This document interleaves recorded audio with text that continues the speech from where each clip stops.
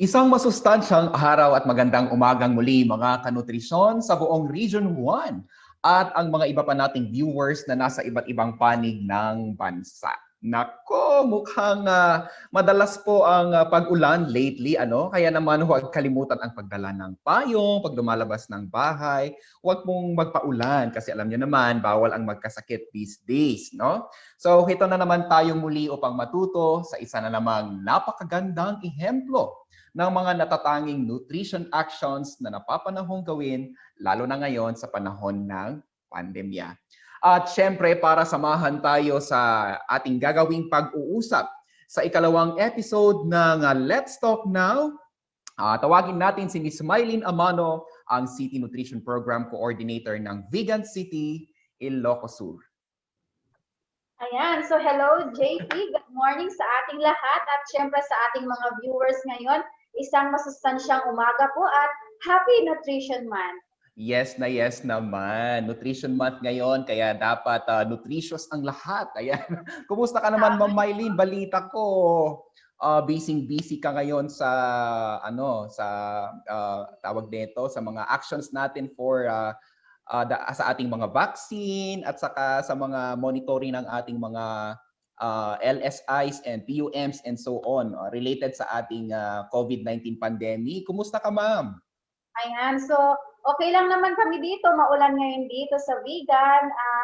Pero yun, patuloy pa rin yung mga services natin kasi syempre gusto na nating tapusin itong pandemic na ito at yun nga, as of now naman okay na okay pa rin ang Vegan. Nuts naman talaga. Ayan, kasi last time, ang guest natin dito sa Let's Talk Now, si Mayor Carlo, at nabanggit nga niya na napaka-busy, Ma'am Mylene, ng ng mga bigenyo, no, sa pagdala ng mga serbisyo sa Vegan City. At yesterday or the other day, nabakunahan na rin si aming mayor ng first dose niya sa kanyang bakuna. Ayan naman talaga. Siyempre, kung gusto nating i-encourage ang ating mga kababayan, siyempre dapat nauuna yung mga liderato natin dyan. Well, anyway, napapanahon ngayon, Mylene, ang ating pag-uusapan kasi sa araw na ito ay related naman, no, sa kasalukuyang kinakaharap nating pandemya ang ating pag-uusapan. Kasi last year, ang daming mga ginawang programa ng mga LGUs, mga realignment ng programs. At isa sa mga pag-uusapan nga natin ngayong araw ay yung topic natin on the provision ng family food packs para sa ating mga kababayan. Ayan, so excited nga ako, JP, kasi ngayon makikita natin yung mga initiatives ng ating mga local na pamahalaan at ngayon mapapatunayan na kahit may pandemic, pwede pa rin magkaroon ng programa at hindi ito isang hadlang but an opportunity para mas mabigyan pa ng mas maraming serbisyo ang mga kanilang kababayan. So ngayon super excited ako kasi isang programa na naman ang ating pag-uusapan at pwedeng i-share sa mga ating viewers. Diba? At saka nakaka-proud din naman talaga ito kasi kaprobinsya ang dato Ma'am Mylene niya. Anyway, since alam ko namang excited na ang lahat, ay simulan na natin ang second episode ng Let's Talk Now. So, sa tulong ng ating special guest today, mas matututunan natin, no? Kung ano-ano ba ang mga kinakailangang i-consider o kailangang mga gawin sa panahon ng may disasters and emergencies, So magiging inspirasyon siya actually ng iba pa nating local chief executive sa ating rehiyon kasi maaari din nila itong gawin tulad nga ng nabanggit mo kanina, Mylene, na tuwing may hindi lang sa panahon ng pandemya ito kung mga may disasters, bagyo man yan, ayan. So mayroon pa na mga bagay na masarap gawin o pwedeng i-implement at the local level. Since alam kong excited na ang lahat, ay simulan na natin ang second episode ng Let's Talk Now. At syempre, sa tulong ng ating special guest today, mas matututunan natin kung ano-ano ba ang mga kinakailangang i-consider o kailangang mga gawin upang magkaroon ng agarang aksyon sa panahon ng disaster and other emergencies. At sigurado yan, JP, na magiging inspirasyon siya sa mga ibang LGUs at LCEs natin at pwede nilang tularan yung mga programang makikita nilang applicable din sa kanilang lugar. yun siguro yung the power ng replication, no, na pwedeng i-adapt yung mga magagandang nangyayari din sa ibang lugar. So guys, Tamang-tama yan. excited na ba kayo? Well, ako excited na ako, Mylene, ha. Kaya Ako naman din, sa sobrang excited. natin ng masigabong palakpakan ang Mayor at Chairperson ng Municipal Nutrition Committee ng Santa Catalina, Ilocos Sur, Mayor Edgar Rapanut. Ayan, so magandang umaga sa iyo, Mayor. Good morning po. Happy Nutrition Month. Kumusta po kayo, Mayor? Happy Nutrition Month. Good morning. Okay naman kami sa Santa Catalina kahit na under kami ng MECQ. Dito sa ating problema ngayon, ang sinasabi ko lang sa iyo is yung motto natin, malnutrition, patuloy. Tama ba yan? Opo, Mayor. Yan. First 1,000 days ay kailangan nga nating tutukan. Lalo na ngayon at syempre, tayo ay nasa panahon na, panahon ng pandemya, lahat naman po tayo. At saka naka-MECQ po pala sila. Oo, medyo... Nako. Ilan po ba yung cases natin dyan ng COVID, Mayor, sa ngayon? Na active cases? Naabot namin noon ng mga 60. Pero ngayon, meron naman nag-graduate na. Siguro mga natira, siguro mga 30 na lang. So, pababa na. Ngayon, congratulations naman po, Mayor. At least pababa. Naloka ako konti, Mylene, sa 30 cases ni Mayor. Kumpara naman dito sa amin sa Bacnotan, La Union. I think nasa mga 100 plus. Kami din dito sa vegan. Pati sa vegan din, no? Ayan. So anyway, alam ko pong excited na ang ating mga viewers na makinig sa ating gagawing talakayan ngayong umaga. Kaya simulan po natin ang ating question and answer para man mabigyan natin ng linaw or bigyang kasagutan. Ano po yung mga questions na ibinato sa atin ukol nga po sa paggawa ng aksyon sa panahon ng emergencies or public health emergencies and disasters. Ayan, so napakaswerte nga natin ngayong araw kasi pinaunlakan ni Mayor ang ating paanyaya sa kanya na ma-interview ngayong araw ukol nga po sa mga programang maaring gawin ng ating mga lokal na pamahalaan in response sa atin pong pandemya, disasters and emergencies. Tama ka, JP, no? Knowing yung dami ng commitments ng ating mga local chief executive, nabigyan tayo ng oras ni Mayor Edgar para sa episode na ito. At isa itong senyales ng kanyang suporta nga sa ating nutrition program. Kaya ngayon pa lang, Mayor, we are very grateful na sa oras at commitment mo sa ating episode ngayon. Yan, maraming salamat. Kaya naman wag na po nating patagalin pa dahil alam kong sabi ka natin kanina, excited na yung mga viewers natin. At ako din actually, excited akong marinig yung mga sagot ni Mayor sa ating mga ibabatong tanong sa kanya. Ayan, lalo na nga po doon sa first question natin, no? Mayor, ikaw dapat ang sasagot nito kasi yung tanong, ano po ba sa tingin nyo ang role ng ating mga local chief executives, mayors and governors alike, pati na rin po sa ating mga lokal na barangay, tuwing may mga disasters and emergencies? Yung alam mo, merong yan eh. May nakalagay na sa local government code kung anong gagawin ng isang mayor.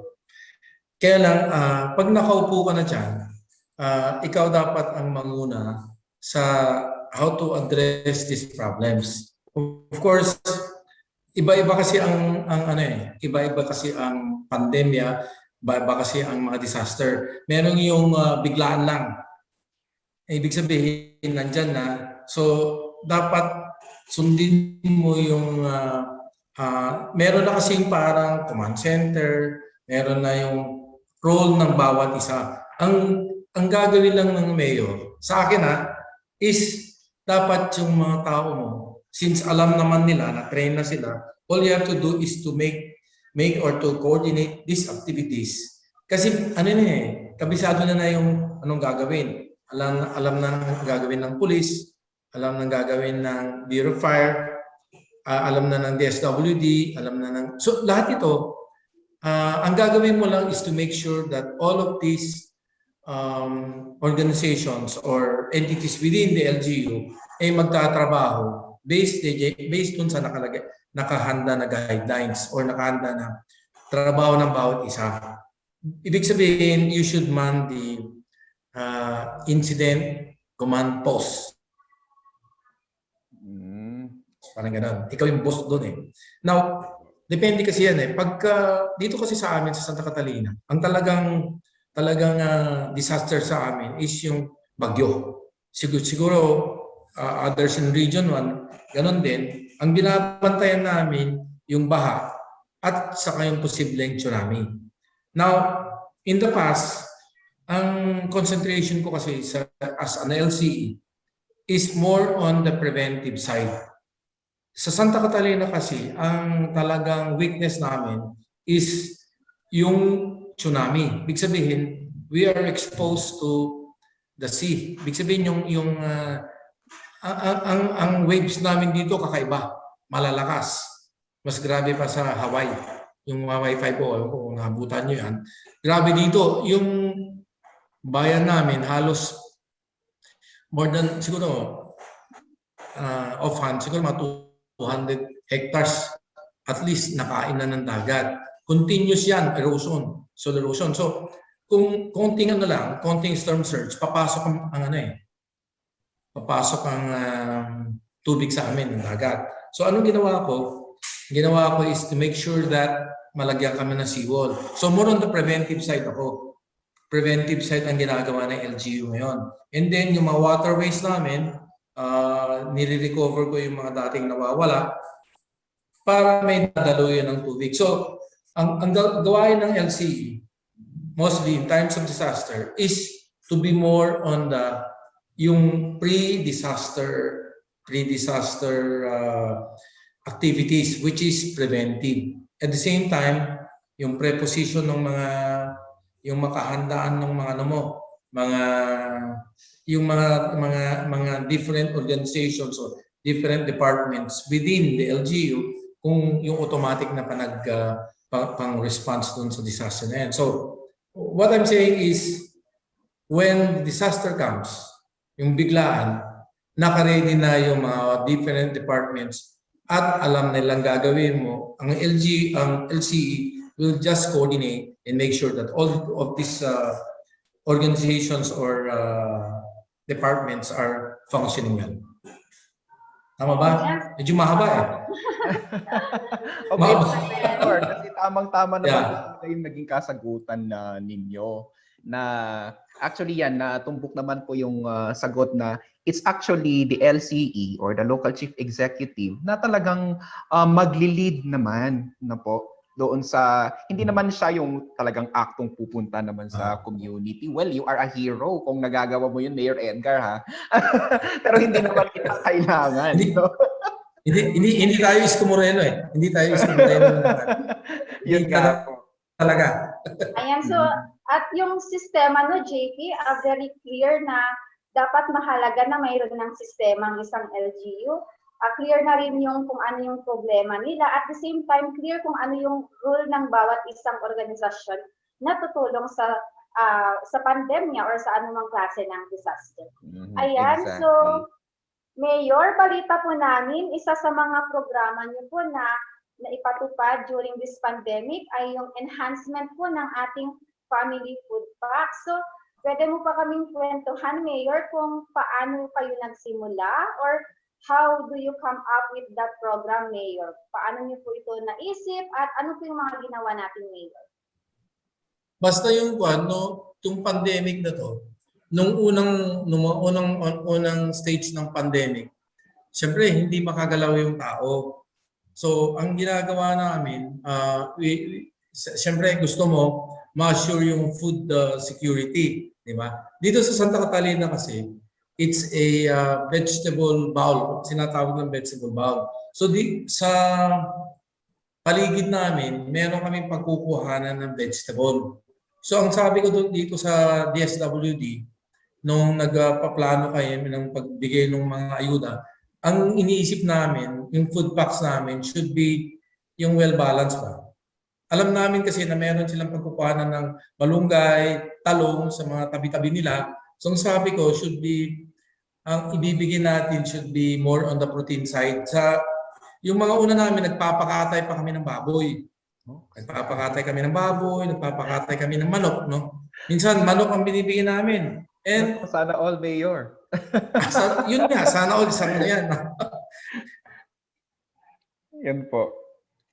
So, yun pala nabanggit niyo po, Mayor. So, mayroon ding mga ginawang nagkakatay ng mga hayop. Hayop ba? Mga manok. Sana may baka din. Ganun. Ayan, pero parang nawawala ulit si Mayor. Hello, Mayor.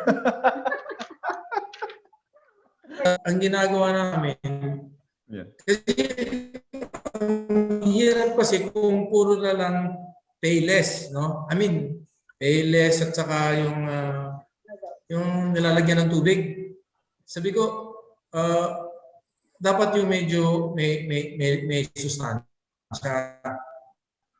So yun ang ginawa namin. At the same time also, yun nga, sabi mo, nung una, sana all kasi yan eh. Pero pag yung disaster lang, doon lang namin inano sa mga affected areas. Ganon din, nagkakatay din kami ng baboy, bumibili din kami ng manok, nagluluto din kami. But in the case of the pandemic, since hindi kami makagalaw, ang ginagawa namin, nagkakatay kami at saka yung kung pwede, yung maraming laman yung food packs namin. Parang gano'n.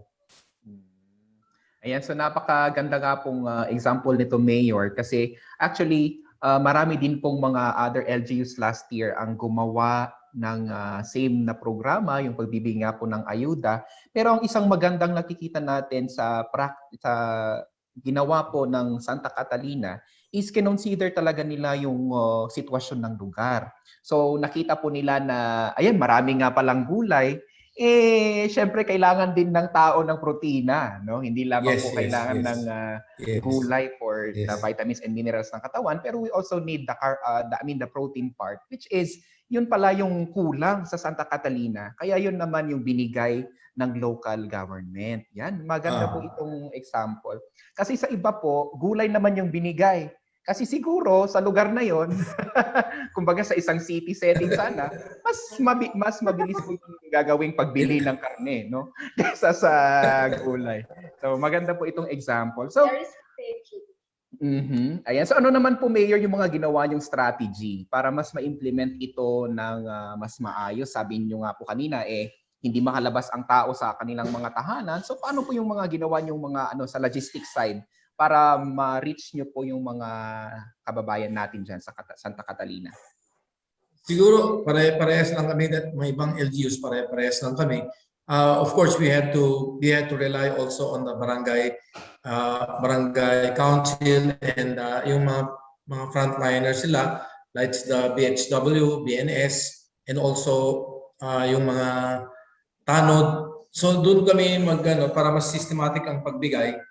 We have to use this structure, yung barangay structure namin. Lahat ng mga nandun, sila talaga ang ano namin, kasi hindi kaya ng munisipyo, hindi na kayang yung munisipyo umikot. So we had to utilize yung knowledge ng BNS at saka BHW in making sure that yung mabigyan lahat yung nangangailangan namin. Dito sa pandemic naman kasi, ang ginawa namin sana all. Nung una, dahil hindi namin alam na ganito kahaba, ang binigyan lang namin muna yung mga naka-classify kasi kami yung mga indigent talaga. Pero nagtagal dahil ang tagal na, sana all na. Ibig sabihin, yung mga sumunod na binigay namin, nabigyan na lahat ng pamilya. Yung iba gusto nila, kahit na sabi nga namin kung gustong i-waive ninyo yung mga may kaya, pero lahat sila talagang tinanggap Kasi because lahat naman naapektuhan talaga ng pandemya. So yun ang pagkakaiba sa mga disaster, yung mga ulan, mga baha. Dito lahat-lahat using the structure of the barangay. Ayan, so napakaganda yung strategy nila, JP, no, na ginamit na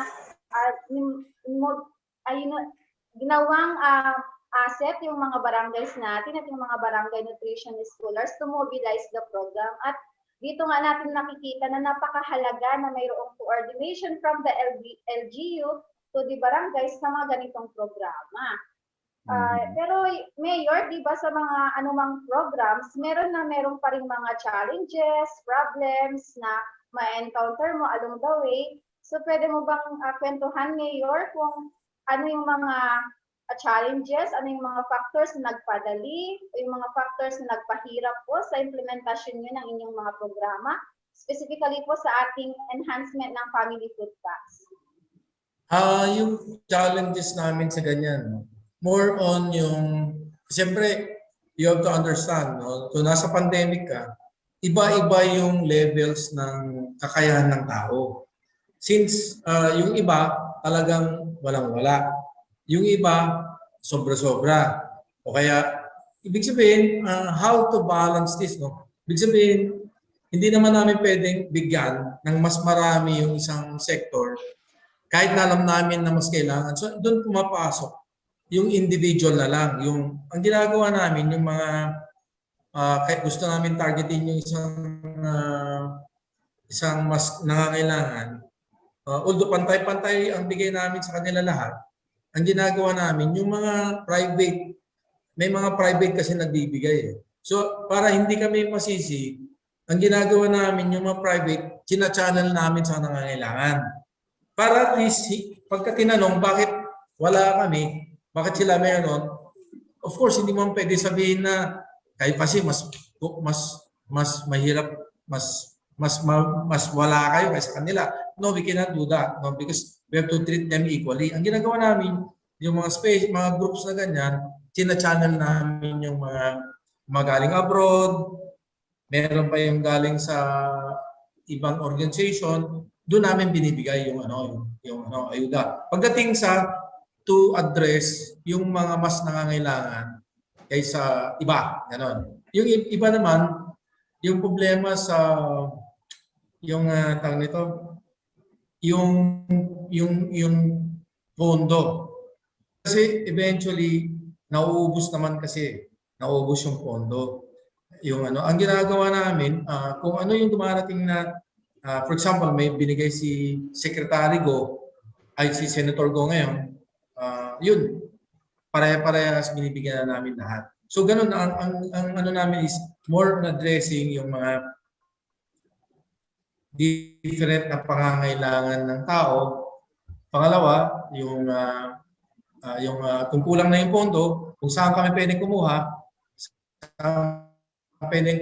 doon sa budget namin, isasacrifice namin yung iba para lang mapondohan namin yung additional na pangangailangan ng constituents. Kasi ang tao, no, basta makita nila na tinatry mo, na tinutulungan lahat, maintindihan naman nila yan. Sabi nga nila, as long as na walang favoritism, ma-appreciate nila yan. So, yun ang ginawa namin dito sa Santa Catalina. As much as possible, we treated everybody equally to the best that we can. Yun ang Yan, napakagaling naman pong Mayor. Kasi actually iniisip ko nga kanina, ano kayong naging impact naman nitong programang ito na ginawa ng LGU sa Santa Catalina sa mga kababayan natin dyan. So nabanggit nyo nga po, at least na-appreciate naman nila. At saka ito po isang kumbaga maliit na bagay kumbaga sa mga may kaya, pero para po sa ating mga kababayan dyan na higit na nangangailangan, lalo na po sa ating mga buntis, lalo na po sa mga pamilya na may mga anak pa na maliliit, kahit po, I think kahit isang bigas yan o kahit isang tray ng itlog, ay talagang maa-appreciate naman nila kasi ito po isang napakalaking tulong para po sila ay mabuhay din, di ba? Kasi napakahirap nga po talaga. Pero meron mga barangays na on their own, nag-raise sila ng may mga residents from, I would like also to cite that, no? Kasi may mga initiative din ng barangay na meron silang mga kaibigan sa mga kamag-anak o kaibigan sa ibang bansa. On their own, meron yung minsan nakakapitong 8 set ng ayuda eh. Hindi namin masyadong pinapakialaman yun para hindi na big sabihin ito ay individual initiatives ng barangay. Minsan pamilya ganon. That we live up to them. Kasi talagang meron talaga iba very resourceful. Meron pa yung so in Santa Catalina, I would say that ang maganda dito nung pandemic, nagtulungan talaga ang tao. Nagtutulungan ang tao. Maraming tumulong sa munisipyo. That we really appreciate. Ayan, so at least naman po nakikita talaga natin na hindi lang ito gawain pala or this very good practice na ginawa ng LGU sa Santa Catalina ay hindi lang talagang inangkin ng LGU mismo, but in a way it also encourage po ang ating mga lokal na barangay to do better, be resourceful, and yun kailangan po talaga natin ito, Mayor, in our hope to have resilient na mga kababayan. So, given all the stories po na nabigay mo sa amin ngayong araw na nakaka-inspire naman talaga, nakakataba ng puso po, Mayor, ano naman po yung mga advice na pwede nyong ma-share naman sa ating mga kapwa, or sa inyo, I should say, ay inyong mga local chief executive? Para naman, ayan, galaw-galaw po, Mayor, talagang sana all paggawa ng programa. Hindi, ganito, no? Ang kasi, sa akin, no, it's only my experience, no. Pero yung mga ibang, I know that, like for example, other LGUs, matitinik sila. They have enough, ang dami ng pera eh. Marami silang budget for that. Yun, hindi namin kayang pantayan. Pero ang may ibang LGUs, I think, on their own, may mga tinutularan din kami, no. Ang siguro sa Santa Catalina, ang ginawa ko kasi is less on politics eh. Sabi ko nga, good politics is doing your job well. Ibig sabihin, wala ka dapat pipiliin. At saka, kung anong binigay sa iyo na anong available resources, ipamigay mo. Ibig sabihin, pera ng bayan ito. Kung anong pwede kong ibigay, sabi nga nila ibigay mo till it hurts. Ibig sabihin, kung anong pwede ibigay na budget ng munisipyo para dito, ilabas mo. Kasi this is not your own money. And this is the time that people need assistance. Ibig sabihin, siguro iniiwasan namin yung politika, hindi naman masyado namin yan. Mga barangay, maganda ang namin dito, samahan namin kahit hindi nila ako kaumpi ng eleksyon na mga eleksyon na nakakalipas, I rely on them. Sabi ko sa kanila, magtulungan tayo kasi wala namang ibang lalapitan, hindi kayo. So, ang sa akin is to be humble enough to accept that you need other people's help. Yun lang siguro ang pwede kong i-share sa kanila. Sa amin kasi, dati, malakas ang politika rito. Pero nung umupo ako, I really tried my best. Nasabi ko, pagkatapos ng eleksyon, ang pag-isipan na natin yung Santa Catalina na. Kasi wala namang ibang pwedeng tumulong sa atin kung hindi tayo sabi ko. So, if there's anything that I can share with other LGUs is on less politics, more on work, trabaho. So, yun ang pala. Because I don't know kung this is my second term, I don't know if I will be given again another chance to serve another term. Siguro ang tinitignan ko lang is hanggang saan lang ako. Yung second term ko lang. Kung mabigyan po ako ng third term, di okay. Pero sa akin ngayon is I make the most out of it. Kung ano pa yung term kong nalalabi. Ano pa yung natira ko. Kung 1 year na lang, 1 year na lang. Ayan. So maraming salamat po, Mayor, sa inyo pong mga napakagandang sagot at advice din po sa inyong mga kapwa local chief executives. And of course, we wish you well po, Mayor, dahil hindi po lahat ng ating mga liderato ng ating pong mga LGUs ay meron pong mga ginagawang or mga parang ganito na ginawang inisyatibo para po bigyang tugon ang pangangailangan ng ating mga kababayan, lalo-lalo na nga po sa ating mga vulnerable groups po, no? Mga sabi ko nga po kanina, yung mga pamilyang may buntis, pamilyang may mga anak pa na less than 5 years old, may mga matatanda. Ito po yung mga lagi-lagi nating ikinokonsidera, lalo na po sa panahon ng pandemya. So maraming salamat po, Mayor Edgar Rapanot, sa pagsama sa amin ngayong araw. Ayan. Thank you, Mayor. Nabanggit Thank niyo. you. Marami silang beaches. Mayor, pag nakauwi akong Ilocos, ha? Ayan. Hahanapin kita. Hindi, you're most welcome. Anyway, ngayon, siguro, I'm very optimistic. Siguro, maybe by December or January, despite all this variant, kung Delta na yan, I'm still very optimistic that maybe in 6 months' time, we will be more normal. We will be back to, pag-normal na tayo, and I'm inviting you to come to Santa Catalina. Ayan. So maraming salamat po muli, Mayor, and see you in Santa Catalina. Thank you! Okay, bye-bye.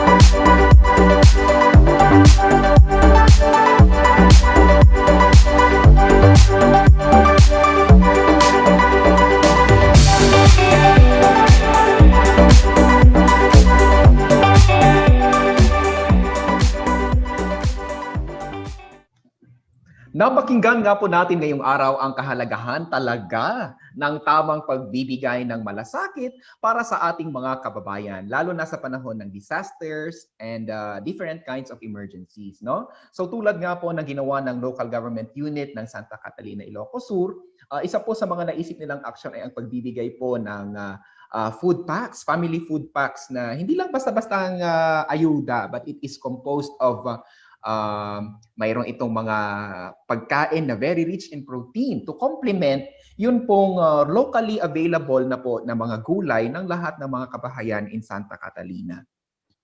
Ayan, so tiyak JP na maraming natutunan ng ating mga viewers sa ibang LGUs at marami silang mga tips na nalaman na pwede nilang gamitin sa kanilang implementasyon din ng iba't ibang programa sa kanilang lugar. Kasi personally ako, marami akong natutunan at nakaka-inspire na makita yung mga LCEs natin na very on-hand at very supportive nga sa mga programang ganun, na ang iniisip nila ay yung welfare nga ng kanilang residents. At yun, episode na naman ito na magbibigay ng inspiration sa ating mga LGUs nga, JP. So alam mo, Mai, hindi lang tayo matututo. Nasabi ko na to on the last episode. Ang gagawin natin talaga sa Let's Talk Now activity ng ating Regional League of Nutrition Action Officers in partnership with the National Nutrition Council ay ang pagbibigay din ng prize sa ating mga viewers. So meron tayong or magkakaroon tayo ng chance na manalo ng 100 pesos worth of cellphone loan. Wow, bongga! May natutunan na, may pa-prize pa ang NNC. Talaga namang iba ang ating National Nutrition Region 1, JP. At ang ating RL Now, di ba? Kaya nga naman, alamin na natin ang mga nanalo sa ating question last week. Ayan, nakikita po natin sa screen. So, of course, narito po muli ang mga nanalo sa ating last episode, sa katanungan on the last episode. Now, hintayin lamang po ang message from the National Nutrition Council Region 1 para malaman natin kung paano natin i-claim ang prize na ito. Na-post din po actually sa ating National Nutrition Council Region 1 page ang pangalan ng ating mga winners. So, sa mga ka-nutrition natin dyan, kung gusto nyong manalo ng 100 pesos worth of cellphone load, ay humandan tayong lahat. Ayan, so I think JP, handa na ang ating mga viewers sa ating katanungan. Kaya kung handa na kayo, narito ang tanong mula kay JP. Ayan, ano ang ginawang enhancement ng lokal na pamahalaan ng Santa Catalina para sa kanilang family food packs? Ayan, kung alam mo ang sagot, just type your answer sa comment box, like and share this post. At syempre, huwag kalimutang i-like ang ating official Facebook ng National Nutrition Council Region 1. Pipili kami ng 3 mananalo via electronic random sampling at sa next episode ay i-announce natin kung sino ang 3 maswerteng mananalo ng 100 pesos worth ng cellphone load. So ano pa ang hinihintay nyo? Ayan, so sali na! Abangan po ang ating next episode sa isa na namang makabuluhang episode ng ating Let's Talk Now sa susunod na linggo. Kita-kits! Bye! Bye!